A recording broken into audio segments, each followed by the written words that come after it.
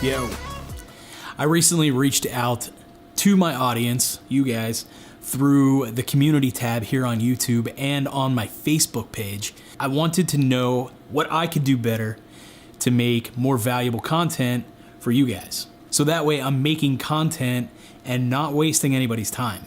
I had a free day today and I was gonna run outside and do some like vlogging in the cold and all that stuff. And then I realized, no, I'm gonna stay warm today. It's like -5 outside. I'm not digging it. So I'm gonna cover one of those suggestions that you guys made, and today we're gonna talk about how to grow your YouTube channel or gain more subscribers the real way. So there's like 8 million videos out there about how to grow your YouTube channel in like 15 days, or the secret to gaining thousands of subscribers. I'll just save you guys some time. I will give you all of that information in this video that I gathered through all 8 million of those videos that I watched. I took some notes. It's kind of like a cheat sheet. I'll put those down in the description below if you guys want to copy and paste those somewhere. I don't know, just a nice little reminder of things that you should be thinking about while you make videos. This isn't gonna be the quickest video on the planet, but I think it's information that you guys will truly find valuable. If you start to use some of these techniques, then I think you guys will start to see some positive growth with your audience.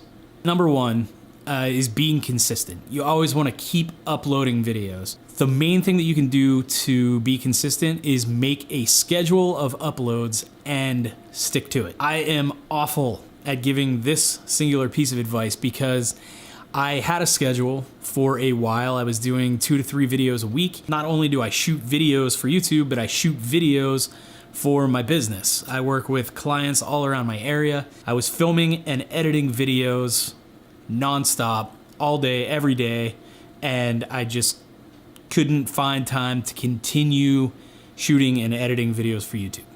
You might want to come up with different types of uploads. Say like a video where you're out vlogging and you have to like take an adventure and film like the entire thing and then come home and edit it and all that stuff. I can understand why you wouldn't be able to do that 3 times a week. So maybe you do 1 vlog a week. Maybe you do a live stream during that week. Maybe a real quick like 1 minute or 2 minute tips and tricks video.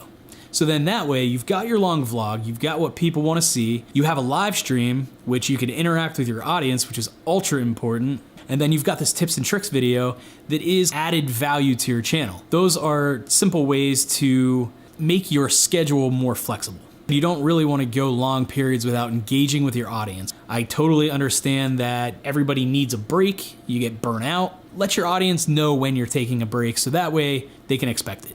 But you do have to find a really good balance between work, YouTube, and life, your daily responsibilities. Next, you want to be your authentic self. You know, this is one of the most important things about growing your channel. People really don't connect to yelling at the camera guy all the time, unless you are that person in real life. I am terribly guilty of this. I remember one video. Yo, what's up guys? Jordan Hauser Digital here, and if you're a beginner on YouTube and looking for a great beginner setup, you're gonna wanna stick around for this video. Ugh, that is painful to watch. That's terrible. So in order for people to like really give a shit about you, they really need to feel a connection to you.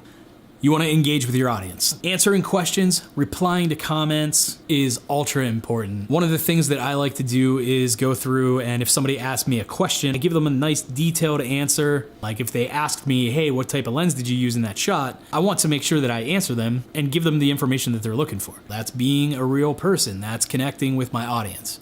Like I said, this video is being filmed because I reached out to my audience and somebody had made a suggestion for me to make this video.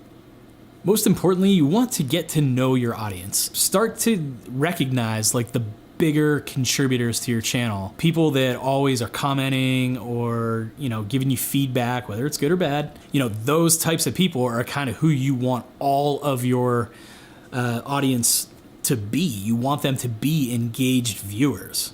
The next one is you have to really figure out why you're even doing this in the first place. If you don't know what your channel's about, chances are nobody else is going to know either. You want to stay within your niche, but you also want to find creative and new ways to incorporate new things into your channel. My channel is all about film and video, shooting B-roll and camera tips or editing tips, but there's times that I'm taking a trip and I want to vlog my trip.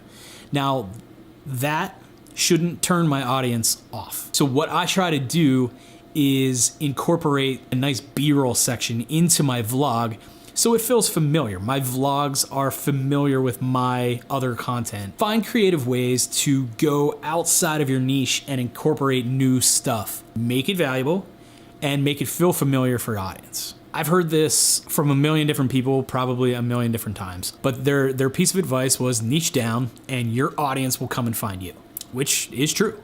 It does work. So there's 20 million channels just like mine. How do I take me and make me kind of stand apart in a smaller group of people? So now I make videos geared towards beginners, people who want to get into YouTube or who are into YouTube, people who are trying to create videos themselves that may not know, all the ins and outs of creating a video or the tips and tricks to, make it more of an enjoyable process. That's why I'm here. I want my channel to serve the beginners, because I remember when I was just starting out, there really wasn't this YouTube thing to go to and say like, yo, what's the best solution to shoot a wide open aperture in the middle of the day? I had no idea. I literally had to take my camera out and figure it out myself. I couldn't just pull it up on YouTube and have Peter McKinnon tell me to go buy a neutral density filter. That didn't happen back then. The next thing is more of a realization. There is no magical formula that's gonna take you from 1 to 1 million subscribers in 15 days. That shit's not real. That's not going to happen. We all grow at a different pace. It's almost as if you were building a house. You're not gonna just snap your fingers and boom, there's a house. You can't just do anything to bypass all that hard work. You gotta learn from every step in the process and then adjust your method of delivery. Don't get discouraged. You just have to keep on uploading, stick with it, and learn from your mistakes. And if you get more comments on one video than you did in the other video, start to think and say, what did I do different in this video that I didn't do over here? Learn from your mistake, move on, create your next video. You want to ask questions. I can't stress this enough. If you have creator friends that do really cool camera tricks and stuff like that, ask them how they did it. Don't be embarrassed to ask somebody how to do something.